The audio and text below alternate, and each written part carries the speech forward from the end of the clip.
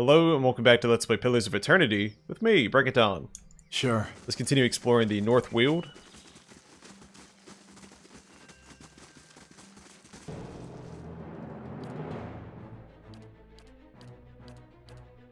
And use this opportunity to try to finish Kana's soulbound weapon.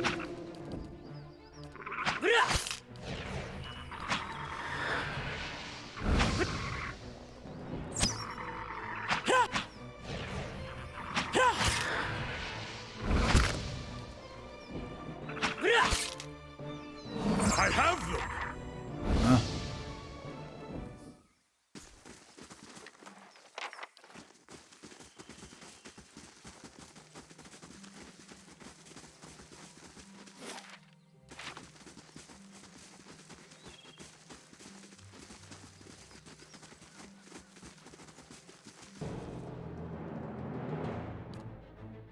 Where they on Saru.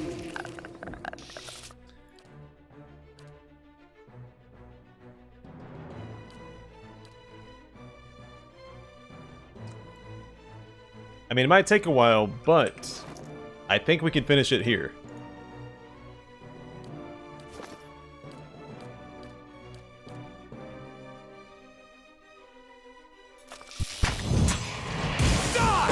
So let's do that.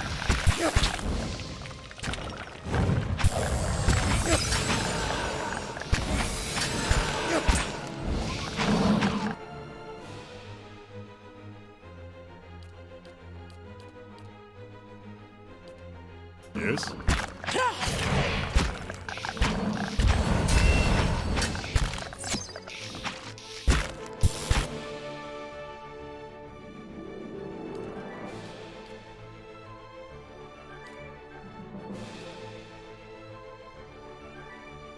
I'm ready.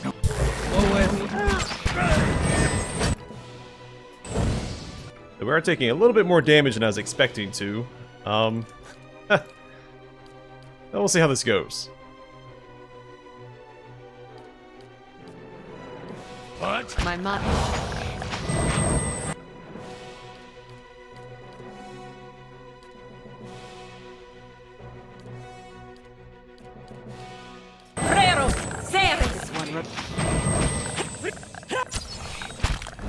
There's another stun proc.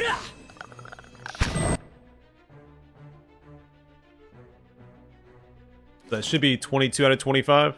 No, 23 out of 25. 2 more to go. Following your lead.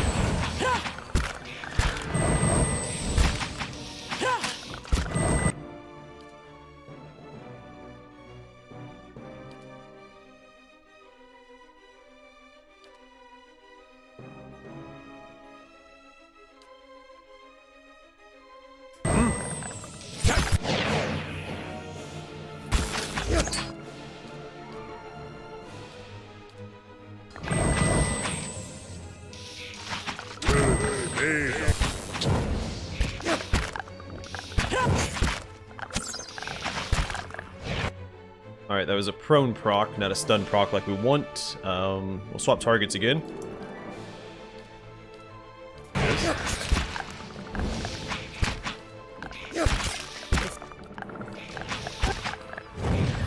have them!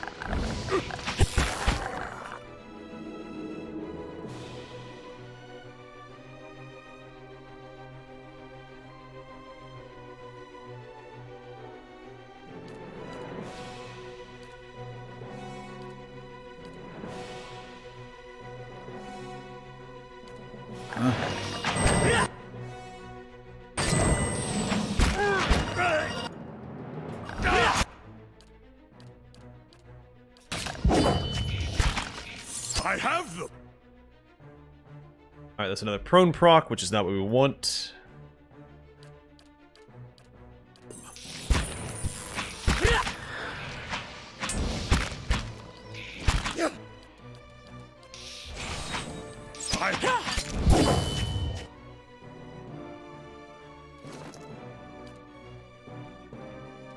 Still 2 more to go.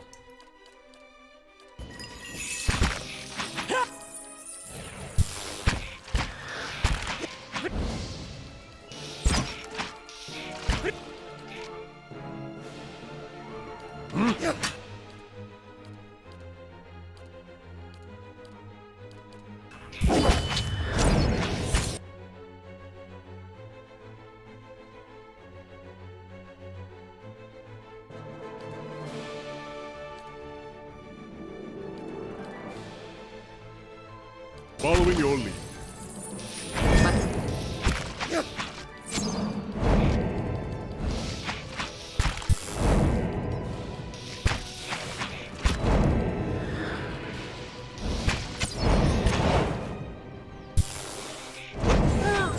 Let's go.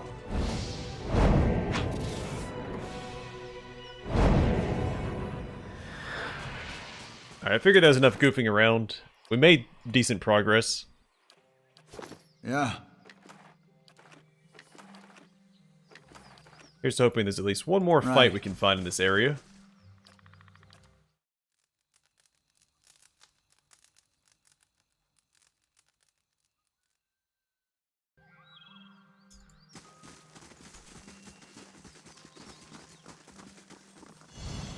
Margren's fire casts light in dark places. Work of the Falcon's eyes.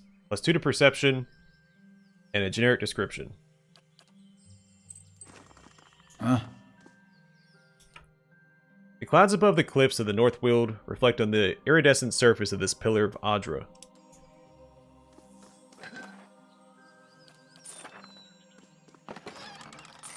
Mm-hmm.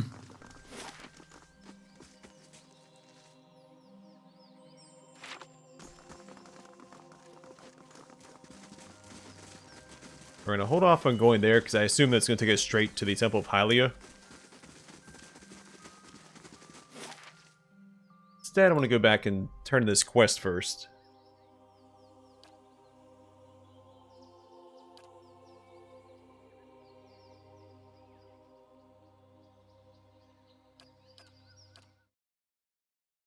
I was trying to remember where the brother was at. He's in the Passage of the Six. There's a brother, then there was Arthwin. And he's in Old Song. Or is he in... wherever the Hall of Warriors is at. Actually, I think might be in Elm's Reach. Yeah, that's right.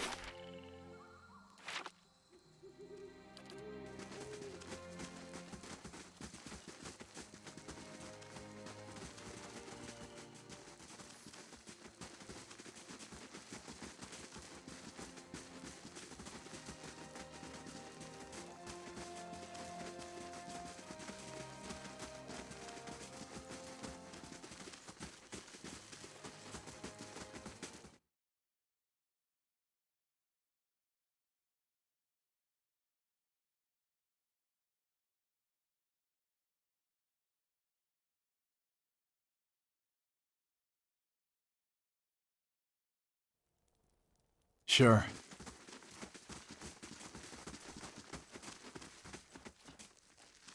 What brings you here? You've returned. He glances at the Huntress in the group. We hope you found the truth about my brother's fate. I've concluded my task. It's time to speak with the Anomenfoth. What did you see? Where's Fjorm? Riadai takes a step forward. Tell me. Riadai. The Huntress thrusts her palm between you and her companion. The truth belongs to all of us, even Arthwin. You know this. Riadai hesitates for a moment. He wipes the sweat off his face, leaving traces of red paint on his hands. I'm ready to share the truth with the Anomenfoth. He looks up, and I'll make sure that so is Arthwin.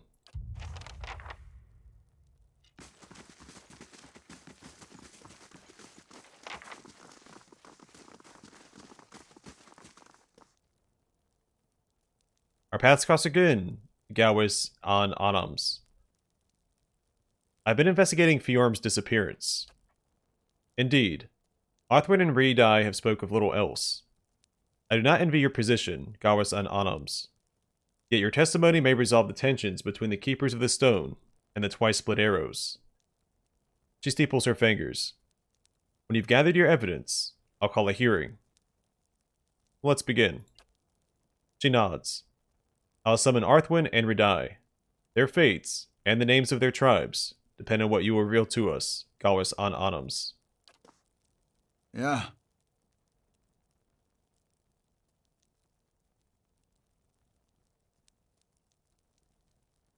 Bethel stands at the head of the hall, lit from behind by dozens of candles. She casts a long shadow across the floor.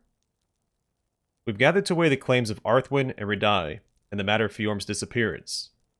To that end, we are honored by the presence of Agawas an Anums, whose insight will help us render a verdict. Murmurs of astonishment echo from the front of the hut. We begin with Arthwin's claim. He asserts that Fjorm lured him into a confrontation with the Stelgar, that he slew the beast on his own. Fjorm, he says, exiled himself, fearing that knowledge of his actions would heap shame on the keepers of the stone. He holds up a tooth as long as her arm.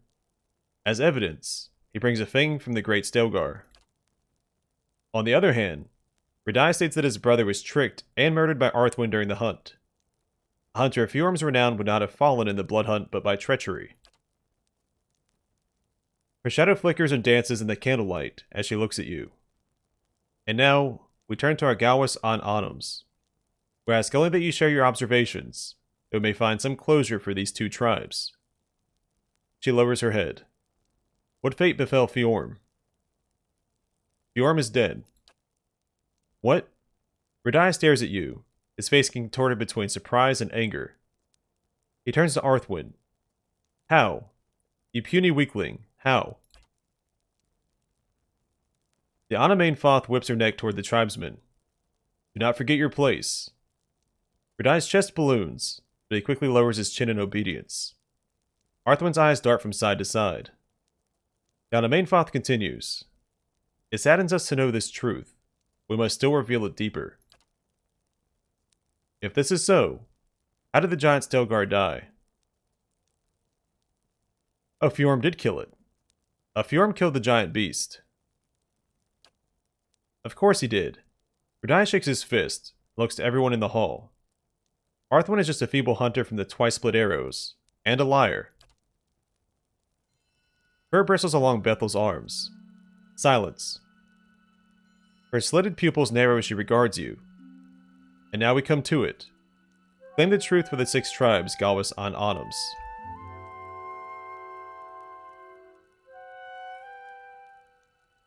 Fjorm tricked Arthwin and fought the giant Stelgar by himself.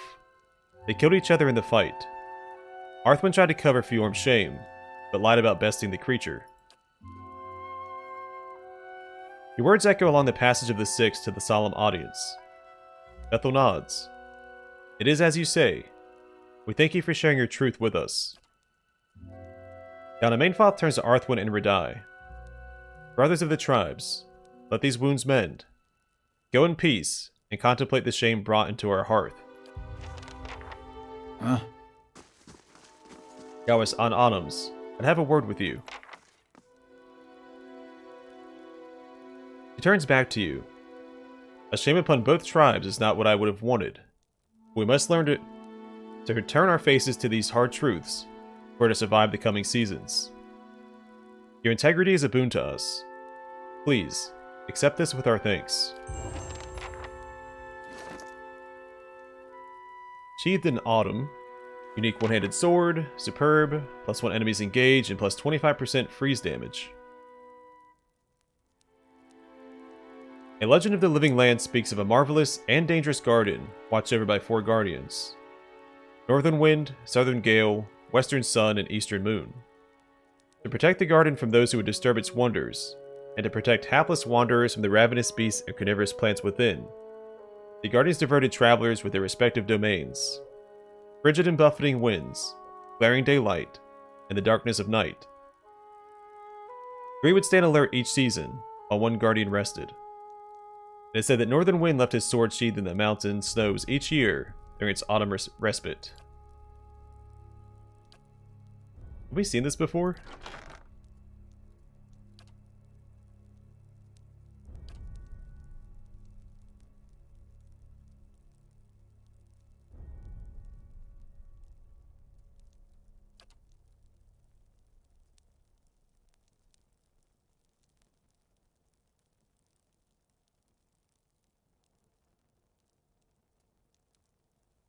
Sure where the swords are at.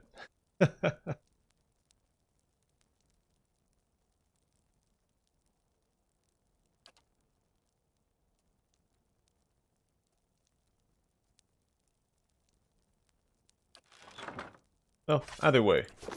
Yeah. Another job well done. Alright, let's return to Cad Nua. I want to try and speak to the prisoner that we claimed last episode.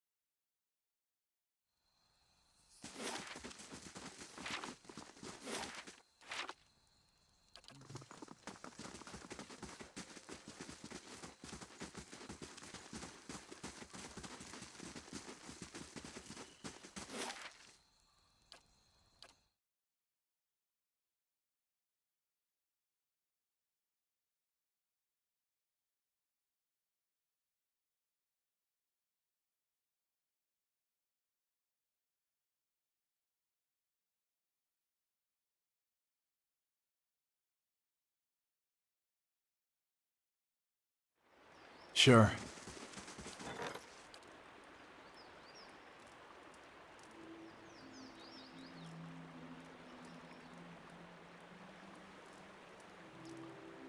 Captain Esmer found himself surrounded by Glenflothans while trespassing on their territory. Glenflothans agreed to let him go if I took him prisoner. I'm not sure what happens if I release him. I'll try to talk to him the first. Deerwood needs is another foreign colony.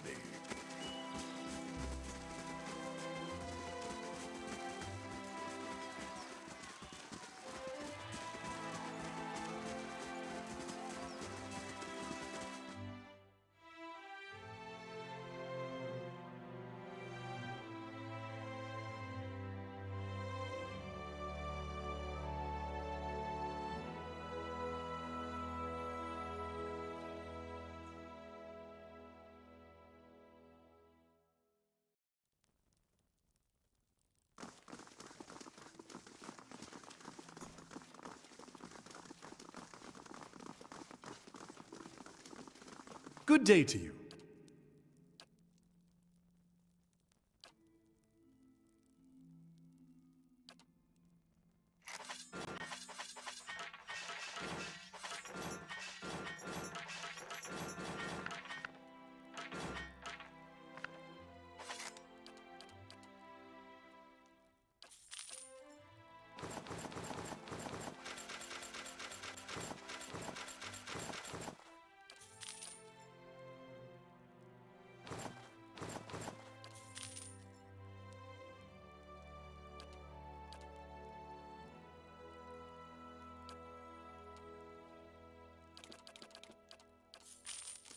Yeah.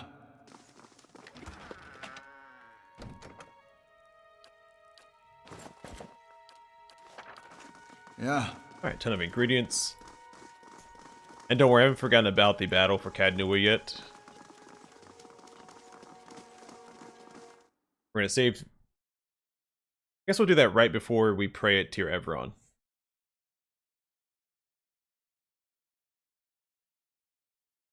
I'm wondering, the Fangs are considered separate from Twin Elms as a faction, and I'm wondering if we can get the Fangs as allies.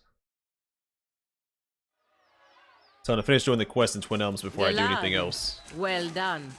A formidable fortress in the old style. I want to speak to the prisoner if we can.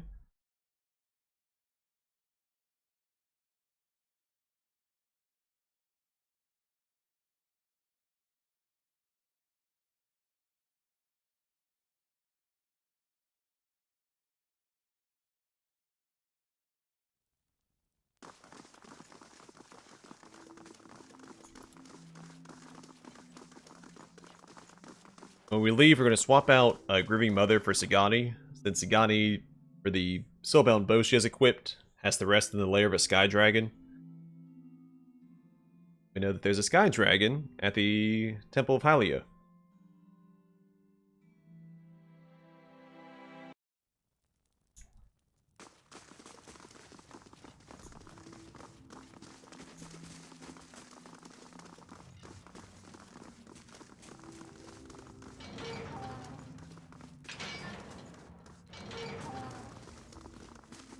Oh, there he is. Look, maybe we can make a deal, yeah? I can pay you to let me go. I'm just gonna let you go anyway. It's just a drain on my resources keeping a prisoner here. Yeah.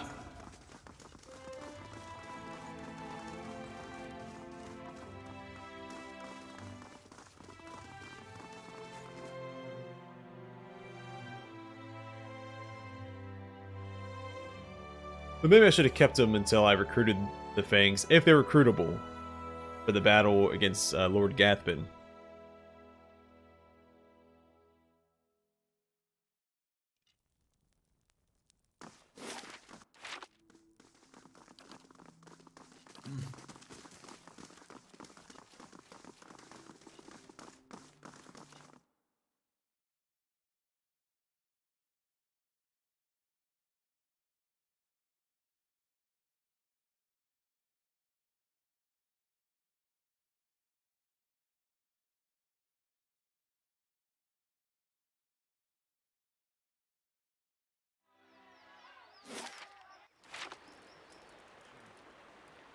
A home, but Yeah.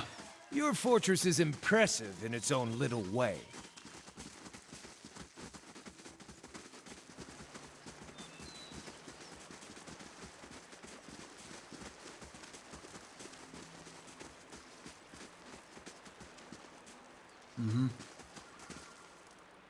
Our paths shall part.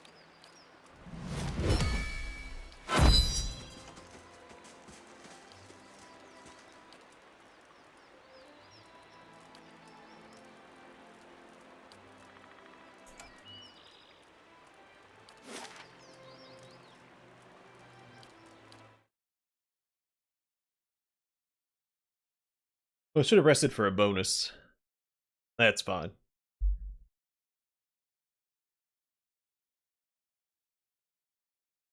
Regardless, I don't think we're going to struggle against anything we come across.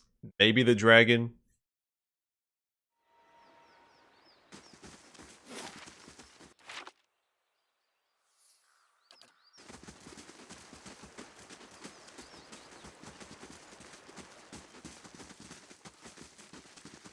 I'm here. Yeah.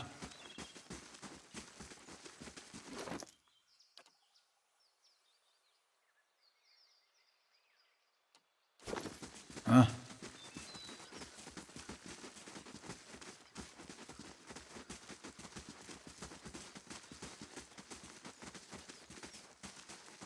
So hopefully, just like Riona's breastplate, this is the last upgrade for the bow. Sure.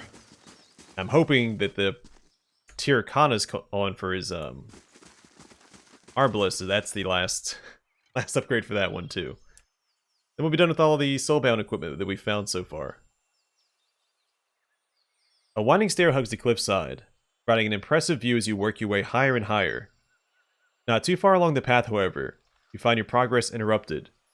A large boulder appears to have fallen onto the road from somewhere up above, and now sits squarely in your way.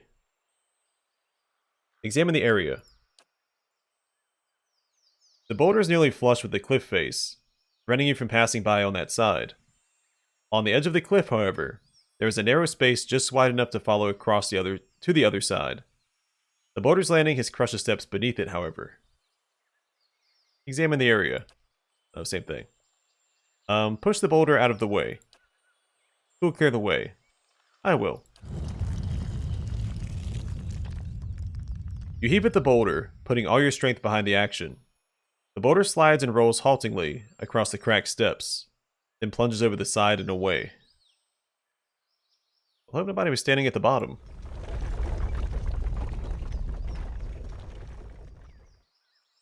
Hear the echoing clatter of the rocks tumbling down the side of the cliff. The sound seems to stir something overhead. A shadow crosses the path, quick as lightning, and vanishes before you can catch a glimpse of what it's casted. But you do see the rapidly growing silhouettes of several more rocks, flung down at you from above.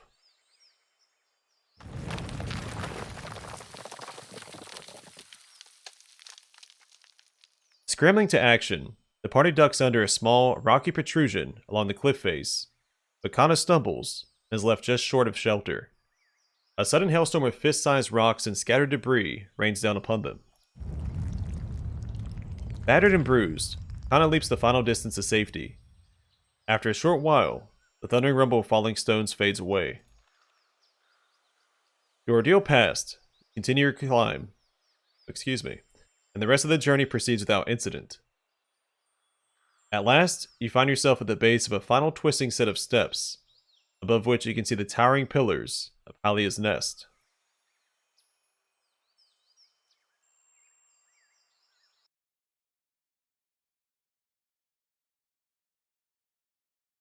I'm curious if it's a full dungeon or if it's just the top.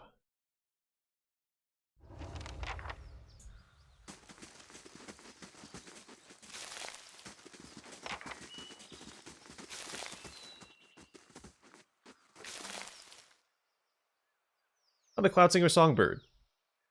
This bird constantly hides its head under its long wings, and their light blue feathers mottled by stripes of gray and white. Despite the reclusive nature of the species, this cloud singer bursts into elaborate songs when nudged.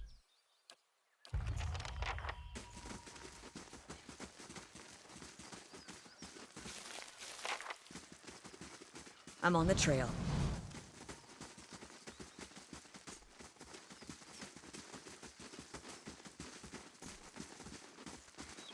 And what does the flame reveal?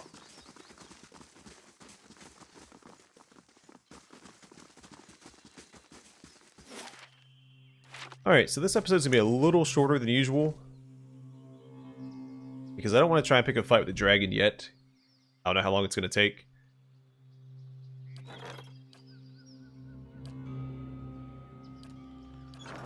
So I'm gonna call it here, and in the next episode we'll confront the Sky Dragon and get Sagani's bow Ready, upgraded. Watcher.